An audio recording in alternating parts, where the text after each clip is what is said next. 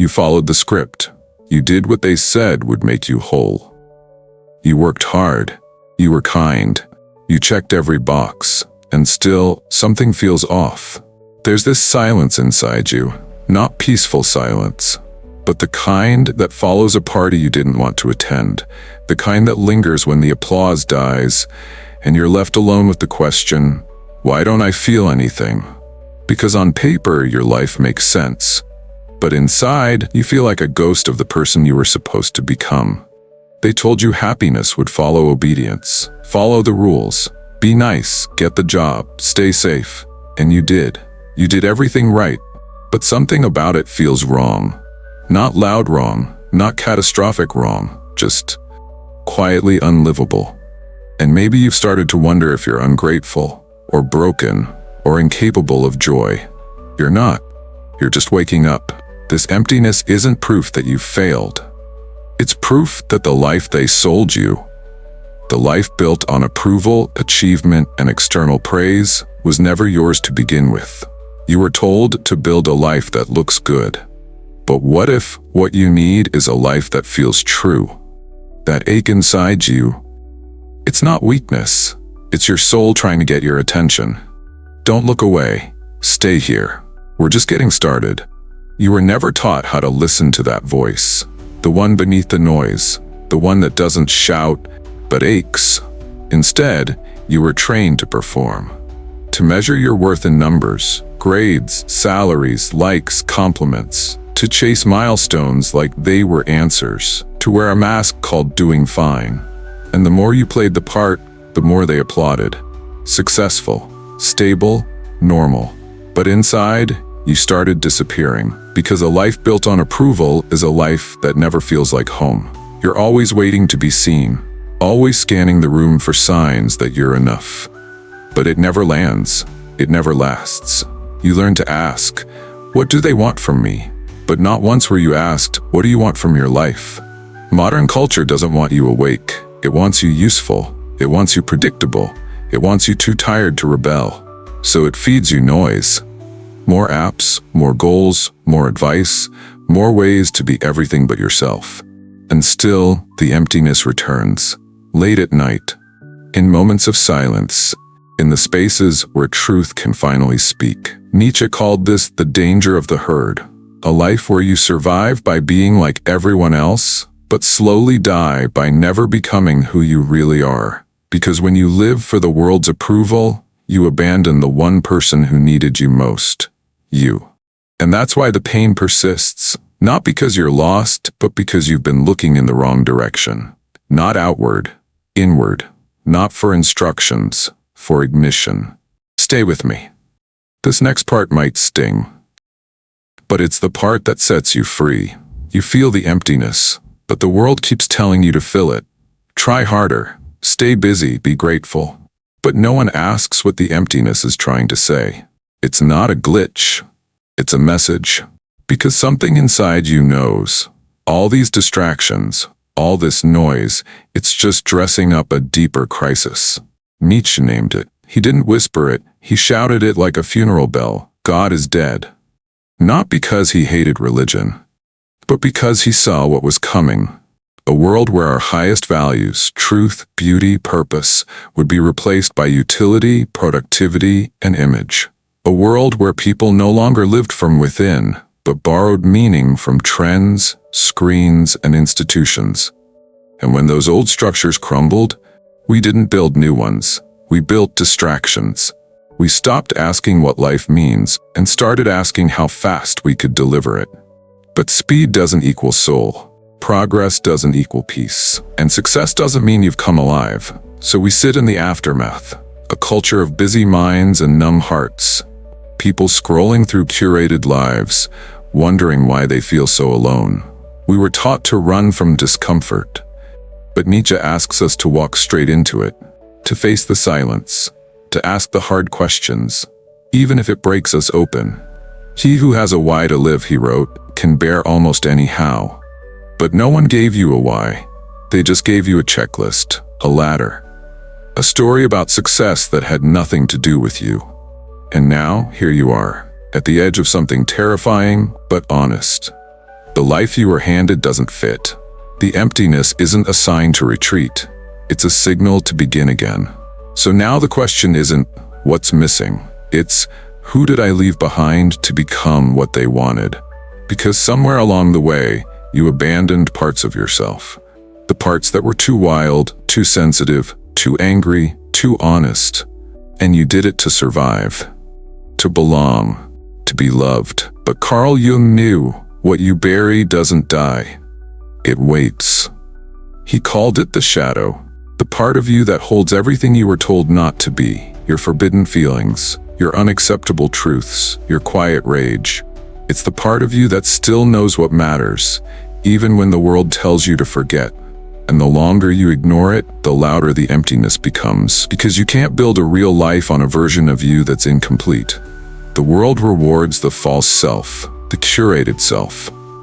But the soul? The soul waits for what's real.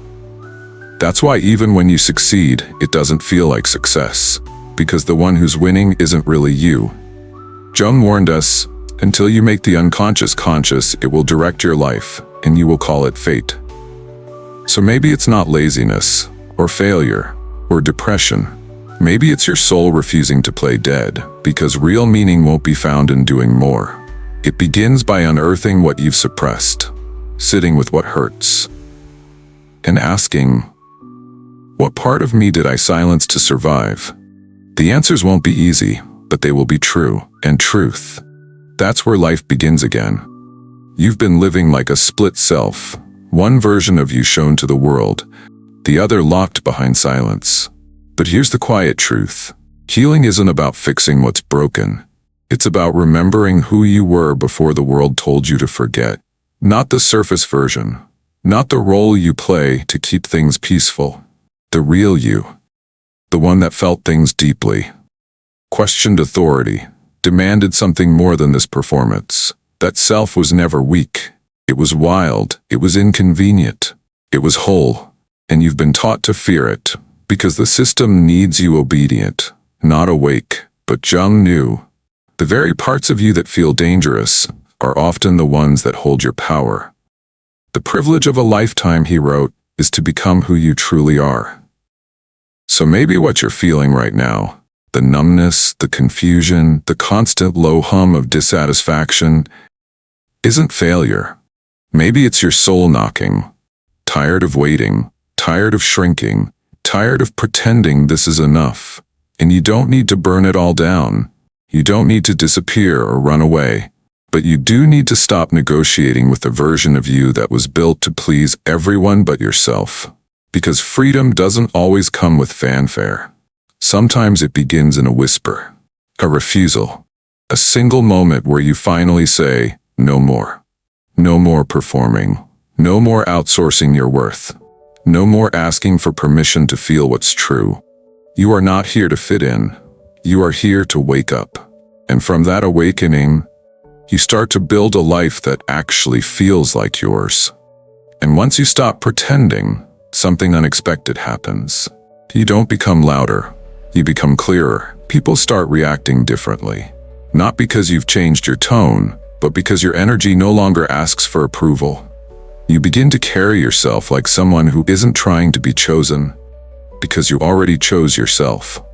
And the world feels it. The subtle solidity, the calm refusal. You stop attracting the chaos, the games, the empty praise, because your soul no longer feeds on scraps. This is what Jung called individuation, not isolation, not selfishness, but becoming inwardly aligned. Living from the center of your being, not from borrowed expectations. You become what Nietzsche might call a free spirit, not in rebellion, but in responsibility for your own truth. And that's what most people run from. Because it's easier to be liked than it is to be real. It's easier to follow than it is to think. It's easier to be numb than it is to feel. But you're not here for easy. You're here for what's real. What's alive. What means something. And that begins when you finally turn inward and say, I trust myself now. Even if no one claps. Even if the world keeps spinning without noticing. Because your soul doesn't need applause. It needs peace. And peace isn't passive. It's powerful. It's the kind of quiet that makes the noise back away. It's the presence that says, I no longer abandon myself to be accepted. And from that place, the emptiness starts to dissolve. Not because you filled it with more, but because you stopped fleeing from less. So maybe you've done everything right, checked all the boxes, played the part, held it together, and yet you still feel disconnected, like something essential never arrived. Now you know why. Because you weren't missing discipline or ambition. You were missing yourself. And this slow returning to truth isn't glamorous. It doesn't happen in a single moment. It's a quiet rebellion, a dismantling of false selves, a remembering of the fire you buried to keep others warm. But here's the good news. You don't have to keep living like a stranger to your own soul. You don't have to perform worthiness. You don't have to keep asking the world to validate what you already know. You are allowed to stop, to rest, to recalibrate, to choose something different, something real. Nietzsche wrote, "Become who you are, not who they trained you to be, not who they praised, not who they tolerated, but you, without compromise, without apology." And if you do that, not all at once, but slowly, courageously, the emptiness begins to lift, because it was never laziness, never failure, never weakness. It was your soul waiting for you to come home.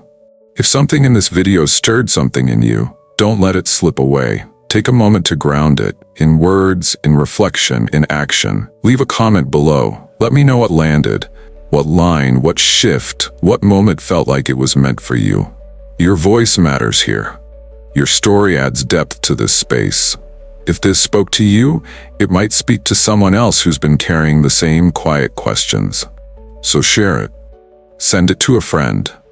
Let it ripple outward. And if you haven't subscribed yet, this is your invitation. There's more coming. More truth, more clarity, more space to breathe. Hit like if this felt honest, subscribe if you're ready for more. And keep walking with me. One quiet awakening at a time. You're not alone in this, not anymore.